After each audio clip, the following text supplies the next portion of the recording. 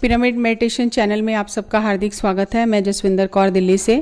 आज हमारे स्टूडियो में कोलकाता से करुणा मौर्य जी आई हैं जो हमें अपने ध्यान का अनुभव बताएंगी। मैडम करुणा मौर्य जी, हम आपका हार्दिक स्वागत करते हैं अपने स्टूडियो में। और हमारे दर्शक आपसे ये जानना चाहते हैं कि आप ध्यान से कब और कैसे जुड़ी। मैं ध्यान के साथ जनवरी 8, 2013 से जुड़ी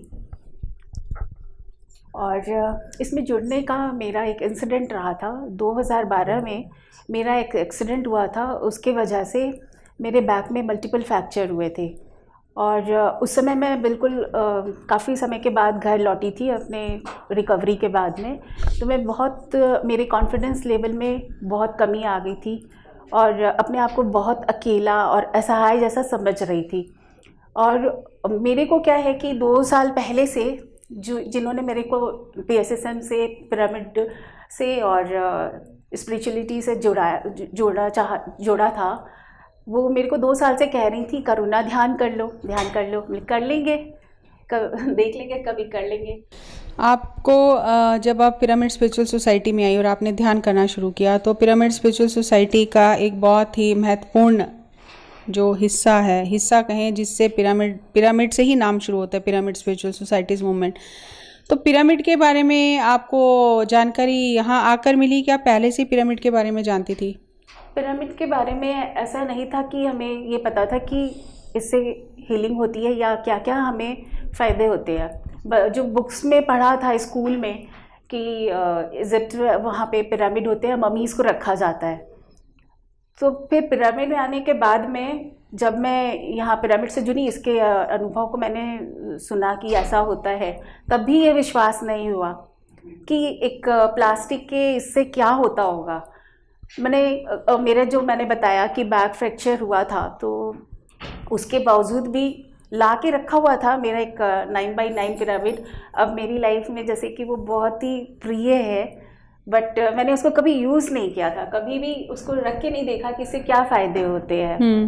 लेकिन मेरा इंसिडेंट ऐसा रहा था कि मेरे पेट में एक ट्यूमर हो गया था और शायद ये किसी को विश्वास भी नहीं होगा कि वो उसकी वजह से मेरे इस तरह की रिकवरी हुई थी। तो उसमें जब डॉक्टर ने कहा कि अपने माइंड को प्रिपेयर कर लो ऑपरेशन के लिए, और मैं बिल्कुल भी उसके लिए तैयार नहीं थी और मेरा बिल्कुल ये था मेरे को तो ऑपरेशन कराना ही नहीं है। उस डॉक्टर के पास मैं बिल्कुल नहीं गई। उसके बाद में मैंने अपना मेडिटेशन बढ़ा दिया, ज़्यादा करने लगी, एक्सरसाइज वगैरह, खाने पीने में, हर चीज़ में जो भी कर सकती थी उस तरह से कर रही थी। बट फिर भी वो रिकवर ऐसा नहीं हुआ था। इवन मेरे हाथ में ऐसे बॉल की तरह, क्रिकेट की बॉल की तरह आ जाता था।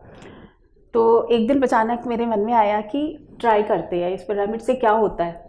उसको मैंने फर्स्ट डे रख के सो गई रात को। जैसे वो समय था 10 to 11 का जो मेडिटेशन, 10 11 का। तो उस टाइम मैंने उसी को एक्सपेरिमेंट किया। फर्स्ट डे विदिन 3 डेज़ मैंने उससे फिज़िकल रिकवरी अपने आप से जो महसूस की, ये रियल है मेरे साथ का अनुभव। तो फर्स्ट डे मैंने उसको रखा और बीच रात को मेरी अचानक मैंने करते करते फिर मेरे को नींद आ गई मेडिटेशन करते करते, और मैंने उसको साइड में रख करके छोड़ दिया। और बिल्कुल मैंने गर्म हो गया था और अच्छे से वहाँ पसीना आया हुआ था।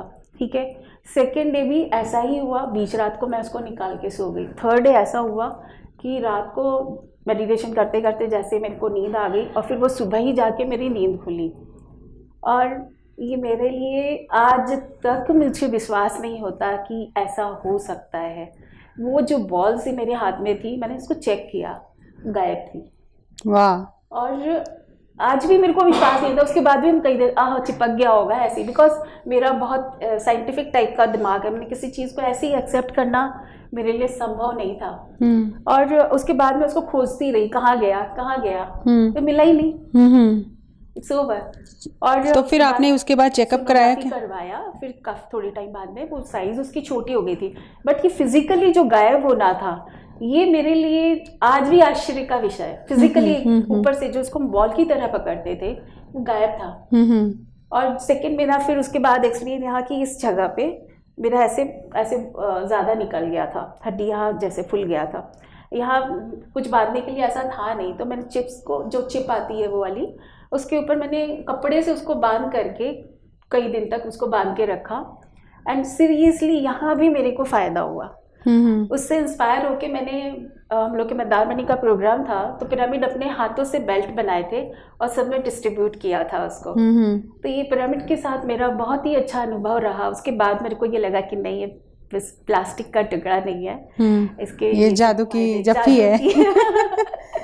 ये एग्जैक्टली ऐसा ही रहा बस। और हम आपसे करुणा जी ये जानना चाहते हैं कि आप ब्रह्मऋषि पत्री जी से पहली बार कब मिली और उनसे मिलकर आपको कैसा लगा? ये मेरा 2013 में मैंने मेडिटेशन स्टार्ट किया था, ध्यान करना। उसके कुछ दिन बाद ही कोलकाता आए थे, तो किसी के घर पे हॉल में ही हम लोग मिले थे, तो मेडिटेशन किया। और मेडिटेशन में मेरे को बहुत ही अच्छा अनुभव हुआ कि मेरे को ऐसा महसूस हो रहा था आज भी उसको मैंने बोलने में मेरे को खुद को शर्म आती है कि एक रथ के अंदर बैठे हुए हैं और हम पीछे बड़े आराम से बैठे हैं और वो मेरे रथ को राइड कर रहे हैं। तो कौन राइड कर रहे हैं? पत्री सर। पत्री जी कर रहे हैं। फिर जैसे हम वो हमेशा सबसे अनुभव सुनते हैं, तो उसमें बिल्कुल नए थे, तो मतलब मेरे को बोलना नहीं था, इधर उधर भाग रहे थे कि ये कैसे बोलूँ, ये कैसे बोलूँ, ये कैसे हो गया। तो फिर जब नागपुर हम गए थे, तो वहाँ पे मैंने किसी और का भी अनुभव इसी तरह का सुना, तो बोले अच्छा ये तो सेम अनुभव मेरे साथ भी हुआ था, ये ऐसे कैसे। तो ये फर्स्ट अनुभव रहा। सेकेंड अनुभव मैंने भुवनेश्वर में जब हम लोग मिले तब भी बहुत अच्छा रहा, ऑलवेज ही मतलब बहुत अच्छा रहा। और फर्स्ट चीज़ जो मैंने फर्स्ट टाइम मैंने ऐसा लगा कि माइक के सामने में मेरे गले से, माइक तो क्या था, वहाँ माइक नहीं था उस टाइम में जब घर पे हुआ, तो आवाज़ नहीं निकल रही थी, बोले कैसे किसी के सामने, इतने सारे लोगों के सामने में, लेकिन वहाँ तो दिल से जैसे अपने आप ही आवाज़ निकल रही थी। इतने कॉन्फिडेंटली मैंने बोला और फिर समझ में आया, ओह इसको कहते हैं कॉन्फिडेंस कैसे आता है, मेडिटेशन से हम कॉन्फिडेंट कैसे होते हैं। तो ये रहा मेरा फर्स्ट अनुभव उनके साथ। और जैसे कि मैं भी आपसे पहले भी मिली हूँ, बहुत बार हम मिले हैं, आज से 3-4 साल पहले भी मिले हैं, उसके बीच बीच पे भी मिलते रहे हैं, लेकिन आज जब मैंने आपको देखा तो मुझे भी लगा कि ये पहले वाली करुणा नहीं है। ये तो सही है, आपको स्पिरिचुअलिटी और ध्यान बिल्कुल ही चेंज करके रख देता है। आप इतने प्यारे इंसान बन जाते हो कि आपको खुद से इतना प्यार हो जाता है, आप प्यार की मूर्त बन जाते हो। आपने कभी सोचा है कि कोलकाता से बाहर जाकर भी आप ध्यान प्रचार करेंगी? हाँ, मैं करती भी हूँ। मैंने ऋषिकेश में भी कुछ जो हो सकता था थोड़ा टाइम दिया है। गुड़गांव में भी मैं हमेशा जहाँ वहाँ जाती हूँ, तो लोगों के अंदर जहाँ भी जाते हैं अब ऐसी आदत हो गई है कि हाँ ध्यान तो सिखाना ही है, वही एक अपने कार्यक्रम में खुद ब खुद शामिल हो गया है कि कुछ सोचने की भी ज़रूरत नहीं पड़ती है। अभी रास्ते में मैंने कुछ घंटों के लिए, हम लोग ट्रेन में थे, तो मैंने उनको भी इनवाइट किया यहीं हैदराबाद से। तो अब जब भी जहाँ भी जो लोग मिलते हैं, मतलब ध्यान के तो बात अपने आप हो ही जाती है। जैसे कि पिरामिड स्पिरिचुअल सोसाइटीज़ में हमें ये जो 18 सूत्र हैं, तो उसमें स्वाध्याय करना एक उसका बहुत महत्वपूर्ण सूत्र है। तो ध्यान तो आप कर ही रही हैं, पिरामिड का भी इस्तेमाल कर रही हैं, और सज्जन सांगत्य भी हो ही रहा है साथ के साथ, सभी कार्यक्रम में जाते हैं, हम दूसरों के अनुभव सुनते हैं। तो स्वाध्याय आप कितना कर लेती हैं? स्वाध्याय भी मेरा चल रहा है। मैं बुक के साथ साथ यूट्यूब वगैरह पे भी बहुत सारी चीज़ें हैं जो आज अवेलेबल है, तो वो भी सुनती हूँ। ऑडियो है, वीडियो है, वो भी साथ साथ में सुनती हूँ। बुक्स भी ऑलवेज कुछ ना कुछ छोटे मोटे ही जैसे रहते हैं, तो वो भी रहते हैं साथ में। जैसे ऑटोबायोग्राफी ऑफ योगी है और पावर ऑफ नाउ है, ये सारे हमारे स्पिरिचुअल बुक बहुत ही अच्छे हैं, तो इनको भी पढ़ा है। और छोटे छोटे बुक्स अभी बुद्ध बनो, जो कि ट्रैवल वगैरह में हम लंबा अगर उसको खींचे नहीं पाते हैं, तो इन तरह के छोटे बुक्स, मतलब छोटे छोटे जिसपे। तो आपको लगता है कि स्वाध्याय करने से हमारी जो सोच है वो बदलती है? हाँ बिल्कुल, अगर हम उस पर अच्छी तरह विचार भी करें साथ साथ में, सोचने के साथ, मतलब स्वानुभव के साथ उस बुक्स को पढ़ें, तो निश्चित ही हमारे अंदर बहुत चेंज आता है। जैसे मेरा पावर ऑफ नाउ के साथ में ही था वो बुक जब मेरे पास थी, वो बुक आई थी मेरे पास कुछ पहले ही, लेकिन जब मेरे लाइफ में कुछ ऐसा चल रहा था कि मुझे उसकी ज़रूरत थी, और वो अचानक ही वो बुक मेरे जब सामने आई तो मैंने उसको निकाल के पढ़ा, और उससे रियली मेरे लाइफ में बहुत चेंज आया। ऐसा नहीं है कि हम स्पिरिचुअलिटी में आए तो हमारे लाइफ में कुछ ऐसी घटनाएं नहीं होती जैसे कि हम अछूते रह जाते हैं, बट उसके साथ साथ हमें इस तरह की चीज़ें मिल जाती है तो हम अपने आप को पूरी तरह संभाल भी लेते हैं। जैसे कि महिलाओं के लिए एक बहुत सारी चीज़ें आती हैं जो हम किसी को बता भी नहीं पाते, शेयर नहीं कर पाते। बहुत सारे जीवन में उतार चढ़ाव आते हैं, और आपने भी देखे अपने जीवन में बहुत उतार चढ़ाव। तो आप अपने दर्शकों को क्या संदेश देना चाहेंगी, महिला मित्रों को? महिला मित्रों को मेरा सबसे पहला ये है कि अपने कॉन्फिडेंस को, अपने आप को हम पहचानें। हम यूं ही अपनी भावना में बह करके चुप रह जाते हैं या अपने ऊपर उतना ध्यान नहीं देते हैं। सबकी ज़रूरतों को पूरा करना है या इन सब चीज़ों के ऊपर ही रह जाते हैं। तो अपने ऊपर भी ध्यान दें, अपने आप को प्यार करना सीखें। जितना हम अपने आप को प्यार करेंगे उसमें कोई चेंज वो नहीं है कि हम सेल्फिश हो गए हैं, ऐसा नहीं है। अब अपने आप को प्यार करेंगे तभी हम दूसरों को भी अच्छी तरह समझ पाएंगे। तो अपने ऊपर भी ध्यान दें। और लाइफ इज़ ब्यूटीफुल। लाइफ सिर्फ ऐसे ही जीने का नाम नहीं है। लाइफ बहुत सुंदर है। हर पल हम इसको खुशी के साथ जी सकते हैं, बिल्कुल उल्लास के साथ जी सकते हैं। तो लाइफ ये बहुत कीमती है, हमें ऐसे ही बेकार नहीं करनी है। इसे हम अच्छी तरह समझें, ध्यान भी करें। ध्यान से हमें अपने खुद की समझ बढ़ती है। हम जीवन में अपने आप को, अपने जीवन को समझ पाते हैं, जो हमें बहुत ज़रूरी है लाइफ में। Life is really beautiful. यही है। आपका तो अनुभव बहुत अच्छा है। एक चीज़ और हम आपसे जानना चाहेंगे, जैसे आपने बोला कि ध्यान से शारीरिक स्वास्थ्य मिलता है, ध्यान से हमारा मानसिक स्वास्थ्य मिलता है, हमारी बुद्धि का विकास होता है। तो एक महिला के जीवन में भावनाओं का बहुत बड़ा महत्वपूर्ण एक भूमिका होती है, क्योंकि कभी वो माँ है, कभी वो बेटी है, कभी वो बहू है। बहुत सारा दिन में चेंज आते हैं रोल में। तो भावनाओं में हम बहुत दुखी होते हैं कई बार। तो आपको ये क्या लगता है कि जब हम ध्यान करते हैं तो ध्यान से हमारी भावनाओं का कोई संबंध है? बिल्कुल है। हमारे इमोशंस जो हैं वो हमें परेशान करते ही है। वो एक अलग फ्रिक्वेंसी में चलते रहते हैं, लेकिन जहाँ हम अपने उन इमोशंस को थोड़ी देर के लिए स्टॉप करते हैं तो उनकी फ्रिक्वेंसी धीरे धीरे कम होने लग जाती है। तो इस वजह से स्टॉप करने से आपका मतलब क्या है? आप थोड़ा खोल के बताएंगे, क्योंकि अगर मान लो मुझे किसी पे गुस्सा आ रहा है, तो आपने बोला स्टॉप करना है, तो गुस्से में तो पता ही नहीं चलता, हाथ भी चल जाता है। बिल्कुल। तो स्टॉप करने से आपका क्या मतलब है? ये तो हम रेगुलर जब अपना करने लगे, मेडिटेशन हम ध्यान करने लगे, तो ये हाथ चलना तो अपने आप ही बंद हो जाएगा। हाँ, ठीक है। और लेकिन मुंह चलना कब बंद होगा? वो ये तभी होगा कि हम स्टॉप हो जाएं। मुंह चलना तो बहुत ही आसान है बंद करना, क्योंकि अगर हम चाहें अपने आप को स्टॉप कर दिया, मैंने अपने आप को ओके थोड़ी देर शांत रहो, थोड़ी देर अब शांत रहो, फिर अगर हम बोलेंगे तो फिर हम अपनी समझ से बोलेंगे, क्योंकि इमोशंस में हम बह जाते हैं तो कुछ भी बोल देते हैं, तो प्रतिक्रिया करते हैं बहुत जल्दी, प्रतिक्रिया कर देते हैं, एकदम इमीडिएटली प्रतिक्रिया तो होती है। आपका कहने का मतलब है कि स्टॉप, रुकने से वो प्रतिक्रिया क्रिया में बदल जाएगी। हाँ, फिर वो शांत हो जाएंगे, तब हम अपनी समझ से अपने जो हमें कहना चाहिए वो बोलेंगे।